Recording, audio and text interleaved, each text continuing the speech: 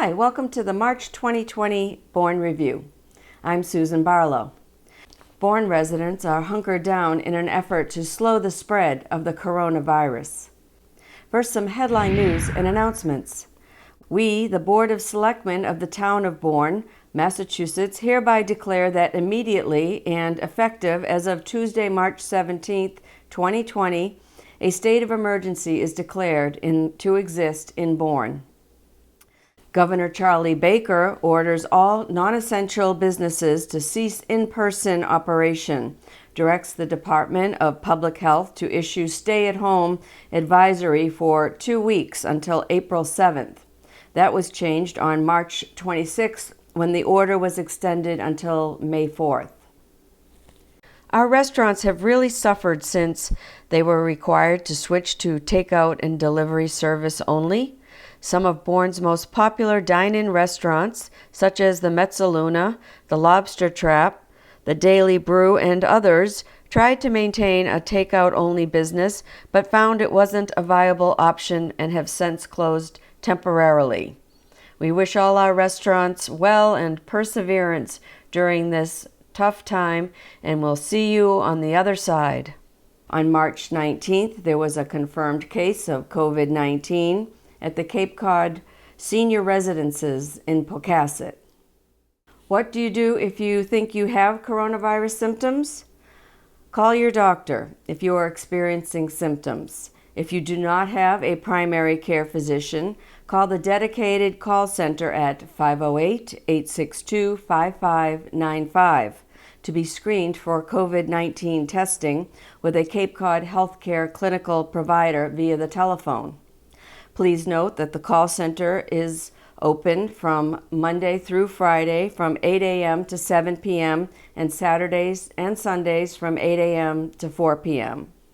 If you are experiencing serious symptoms and do not have a primary care provider, please visit the triage tents located outside the Cape Cod Hospital and the Falmouth Hospital. If you are experiencing a medical emergency, call 911. The CDC and President Trump now recommends that we wear a fabric face covering or mask when we are out of the home. Surgeon General Dr. Jerome Adams shares ways to create your own face coverings with a few easy steps without sewing. Here's how you can make your own face covering in a few easy steps with items you can find around the house, like an old scarf, a bandana or a hand towel, or you can make a face covering out of an old t-shirt. Fold it to the middle from the bottom, fold it to the middle from the top, fold it again to the middle from the bottom, and again from the top, and then 2 rubber bands, one on one side and one on the other side. Then you fold either side to the middle, and you have yourself cloth face covering. It's that easy.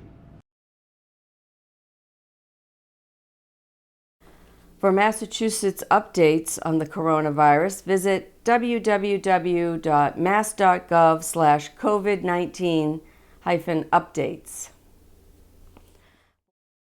The Bourne Town Hall is closed to the public. You can, however, still get your shellfish permits, your beach parking permits, and mooring transactions done online. Visit townofbourne.com/naturalresources. The community building is also closed to the public. The Jonathan Bourne Public Library is closed, but there is an enormous amount of material to keep you informed and entertained through their online offerings. Visit bournelibrary.org and click on the Digital tab. With extra time on your hands, it's a great time to explore the online offerings at the library. iSwim has changed its service to the virus. Dorothy's Swap Shop is closed, and the recycling center will accept only household trash, single-stream recyclables, and brush and yard waste.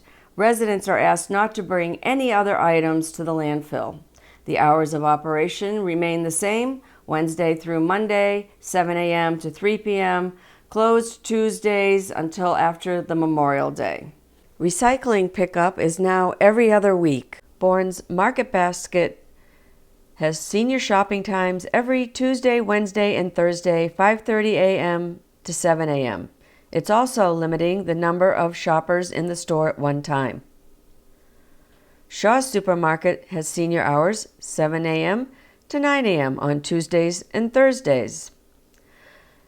Stop and Shop is opening early to allow those over 60 to shop while the store is freshly cleaned and stocked and before the crowds arrived.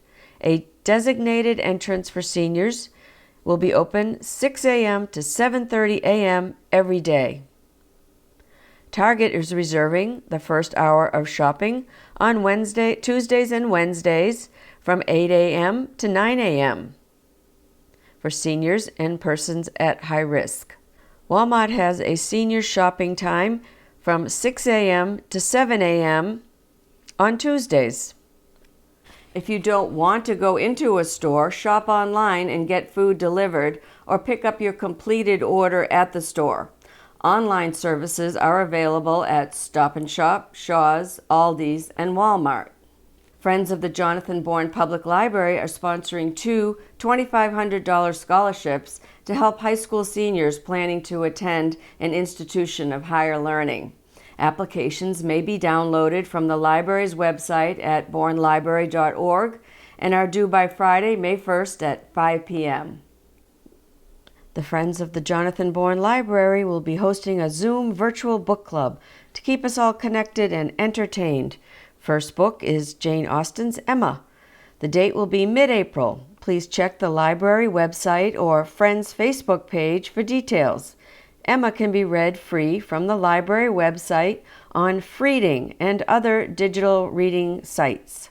State election has been postponed. The Massachusetts Senate issued an order on Monday to postpone the date of the upcoming Plymouth and Barnstable State Senate special election until Tuesday, May 19th.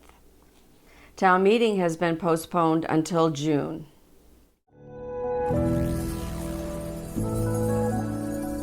Here are some wonderful photos taken by area photographers of the beauty that surrounds us.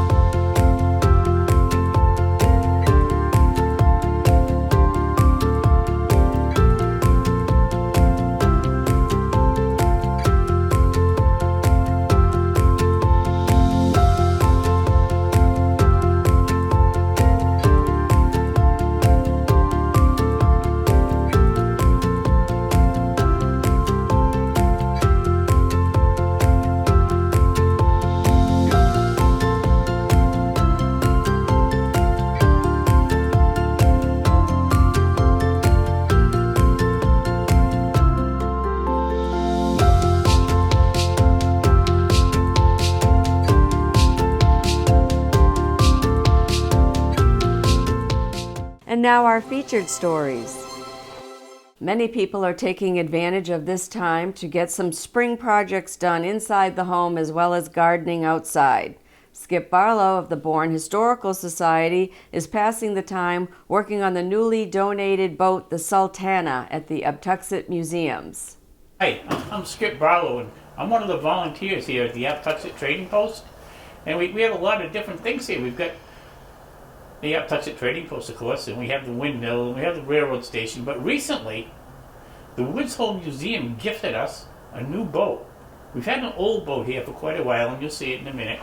And the old boat represented the colonial version of the small-scale ships that were used to fight during the Revolutionary War. It's a half-scale model.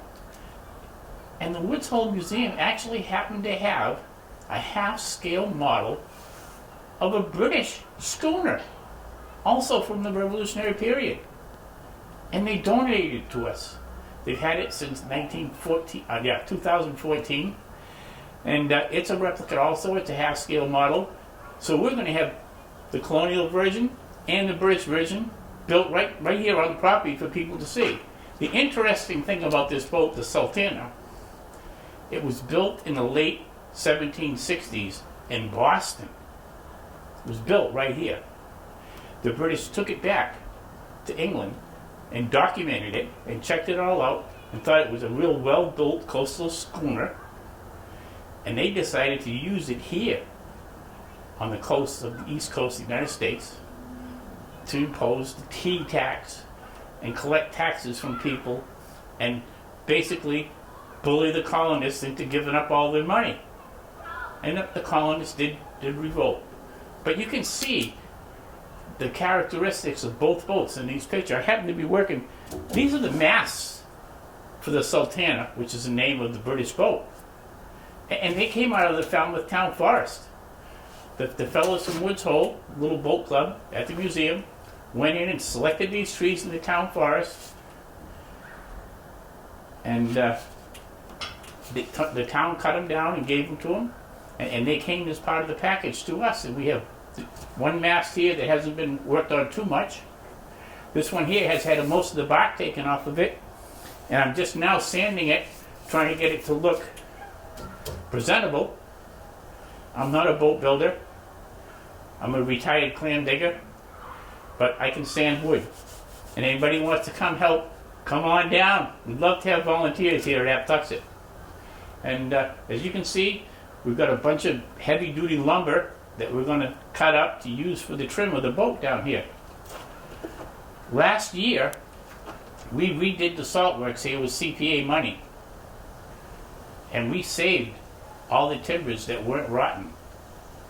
And all those timbers are what we're going to use to make the trim for this British boat out of. So we're getting double service out of our CPA grant for the salt works. The salt works are all rebuilt. And we got all this lumber that we're going to use to trim out this British ship. And Sue and I will now take a walk over to it and show you. But I do want to point out that this lovely pavilion that I'm using for a workshop, this was donated to Historic Society. Dick Anderson and I spent a whole winter putting this up. But it's a beautiful place to work. It's a wonderful place to have weddings and gatherings. And at the other end of it, there's a deck cabin built in 1852 on another schooner, from another schooner that sailed out of Barlow's Landing. So there's a lot of history here. You can just come by anytime and visit. And when it's open after Memorial Day, we actually give tours. Aptucxet is really it's kind of the crown jewel of the town, and it's hidden away pretty good. But come on down, you'll love it. So Sue and I are going to go over and we'll look at the boats now, and we'll talk a little bit about the boats over there. Sue and I are over here by the Sultana. This is the stern of it here, and you can probably see the side. This is what the trim looks like. I don't know if Sue can zoom in on it, but the black trim is what I'm working on. That's going to be kind of a long and tedious job because we'll have to rip all the wood on a table saw and then sand it to make it fit. A little bit of it will have to steam to get it to bend. But this is going to be a really interesting project, and it's a lot of fun. And during this time, and we've got some time now, probably the next month or so, where we're all homebound, or we can work outside, but we've got to stay 8 feet away from people. This is a good project for me. And we have other people doing other projects on different parts of the property. We get people painting at the railroad station and people painting at the gift shop. And this is what I happen to want to do. But nobody's interacting with each other. We're interacting very little. And we're working on different projects. And I am just so fortunate to happen to have this project to work on. And right behind Sue is the Canal Overlook Trail. It's a CPA trail funded and put in by the town, the CPA. And you can walk right by here to walk the canal. And you can look at this boat as you go by. And you'll be 25 or 30 feet away from it, away from me if I happen to be working here. And I'd be glad to see you, and I can talk to you. This is a colonial boat on my right. And you can see the colonial boat wasn't too fancy, pretty much bare bones. It didn't even have money for paint. And that was the colonial version that fought in the Revolutionary period. The British boats were really nicely painted and really, they were really fancy. They really were. They had everything. That boat would carry 20 people. The British boat would have 25 guys on deck. They just wall-to-wall people. This boat had 2 guns. This boat had 8 guns. Completely different. And they would use this boat to enforce things like the tea tax and any other tax they could come up with. You know, that's the way the world was then. But they put all their money into making it look really pretty. These guys put all their heart and soul into winning the war. And that was the difference, and that's why we won. Because it was our heart and soul. But for them, it was all about the money. So I'll tell you a little bit about how this whole project ensued. The Woods Hole Museum got a hold of our director, or executive director, whatever. They got a hold of a person and said, would we be interested in this boat? And I, being kind of the head of building and grounds here, I didn't think so. I took a ride to Woods Hole because, you know, we had one old boat here already. And they didn't describe it or tell me anything about it. They just said they had an old boat. I had no idea that it was a replica of the Sultana. I had no idea at all. So I went to Woods Hole and I saw this thing and I took some pictures. And I couldn't believe how beautiful it was to me. And I went right back, and the next meeting I showed the board of directors the pictures and asked them for permission, and they said yes, we could get it. And they gave me up to $500 to get it moved here. But the Woods Hole group was also going to pay for it to be moved here, but we really wanted to make sure we got it here. Well, the Woods Hole group had a boat hauler down in Marston Mills that they were really comfortable with having them haul it. For whatever reason, they were the ones who delivered to the Woods Hole. Barlow's Boatyard, on the other hand, always moves the other boat for us. So first I went to Barlow's and talked to them, and they came down and they moved the boats and set everything up perfect for this other boat. And then the Woods Hole people contacted Peck Boats and newspapers and everybody. There was a really big deal in Woods Hole when this boat left Woods Hole. So they had all kinds of reporters there, and Peck Boats came and they picked it up and they brought it here over the road. And we were so happy to have it. We really were. But the Cape Cod Times was there, and they took pictures of it. It was a really... It's kind of sad that they had to take it out of Woods Hole. But I was so excited that we'd have it right here on the canal, and a lot of tourists will see it here. When they had it in Woods Hole, it wasn't in front of the museum where they had hoped to put it. It was behind the museum, and you couldn't see it. Nobody could see it. And it kind of... You really want people to see this boat. We want you all to see this boat. And I do want to thank Peck Boats for delivering it. I want to thank Barlow's Boatyard for all they do for us. And they come here anytime we need help, and they pick these boats right up and move them around with the trailers. It's really so wonderful, and they do. And other people donate to the Historic Society, and that's how we'll get this done. This boat it'll look a lot more like the picture on the cover of this magazine than it does this boat, the way it is right now. And I didn't expect to have this much time this spring to work on it, but it's looking pretty good right now. I'm going to have some time. This is just a little bit more on these two boats and their differences. Now, the boats at that time had figures on the bows. They had figures representing whatever the person wants to represent who put the boat together. The person on this boat, the colonial boat, would have been a woman named Jane Bessie Barlow. She was a really stubborn colonial woman.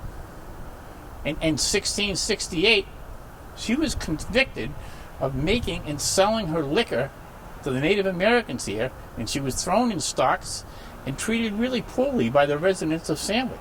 They treated her really bad. They did nasty things to her, and she was in stocks. But she had a lot of grit, and she was a true colonial woman. The figurehead on the British boat is the Sultan's wife. Now, I haven't carved her yet, but I will. And if I can't, I'll find one of Dick Mankello's students, Dick Mankello recently passed away. He was a real talented woodcarver, and he would have made the figurehead for us, but he passed away. And if I can find one of his students, this particular figurehead sits right in this little cradle, and her legs come down here, and she's very proper looking with her arms crossed, and a really nice lacy pantsuit on. And that's the difference. I mean, this was a British warship, and they had a sultan's wife as a figurehead. This was a colonial sloop, and the figurehead is represented by their grandma. And she was Levi and Nathan Barlow's grandmother.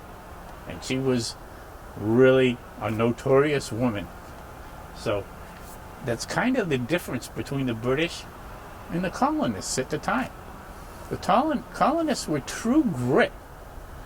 And these guys just flaunted their wealth and capitalized by taking more from the colonists.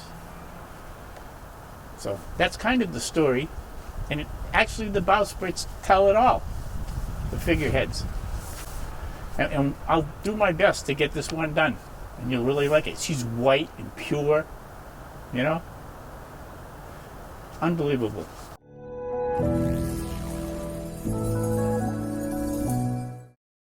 Many folks are trying to stay physically and mentally fit by taking a walk each day. The canal has been active and social distancing has been well practiced. Say a few words to Bourne TV about what you guys have been up to or how you doing. All right, stay there. Yeah. There you go. Hey, just enjoying a great day in the outdoors here in the Cape Cod Canal. Social distancing is an important thing right now, but I have huge confidence in the ingenuity of the scientific community in America to come up and find a solution to this. So optimism is what we need to really embrace and not get hysterical while at the same time doing the right thing. That's my perspective. So enjoy the outdoors, life is good, this is the US of A, and we'll figure this one out, just like we always do. Hey, Jack.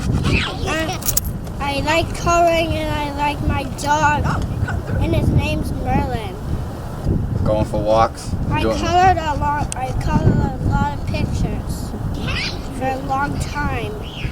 Enjoying the great weather, and hope everybody's doing the same. Yeah, beautiful day to get that fresh air in your lungs. Any cabin fever? Or... Us. Right. Well, I work in the medical field, so this is a relief for me. On the weekends, I can just clear my head. Good. Trying to take care of everybody and hopefully everybody's safe. And I care about all of you. Take care. I'm blessed. I'm still working. I'm working at home, so good for me. My husband's doing house repair work that needed to get done, and we're trying to manage a junior and his heartbreak about not being with his friends in school, but I think our hearts break even more for the seniors who are missing out on some pretty special things. So we're all keeping our fingers crossed for our graduating seniors that something will happen to celebrate their hard work. Not too close, as you know. Okay, yep. Perfect. Okay. Hey, things are going amazing.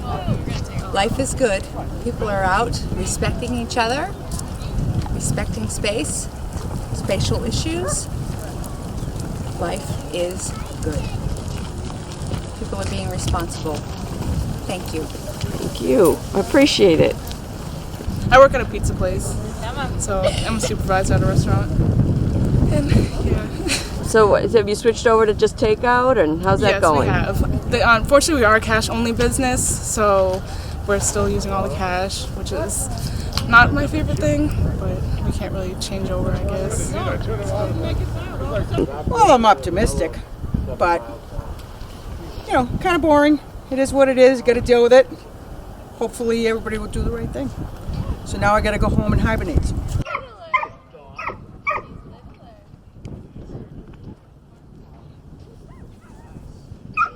Want to say a few words to Bourne TV about things, how it's going, what you up to? Have a good day. Great. Loving it.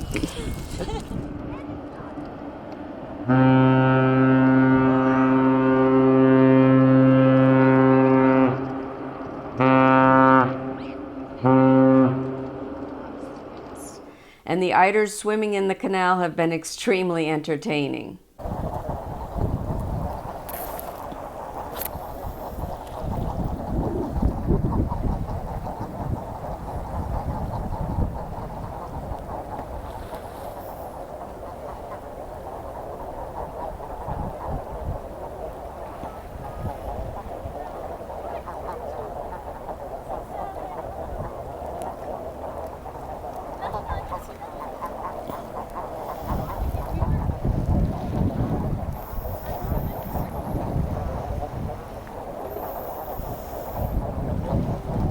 thanks so much for watching this episode of the Bourne Review.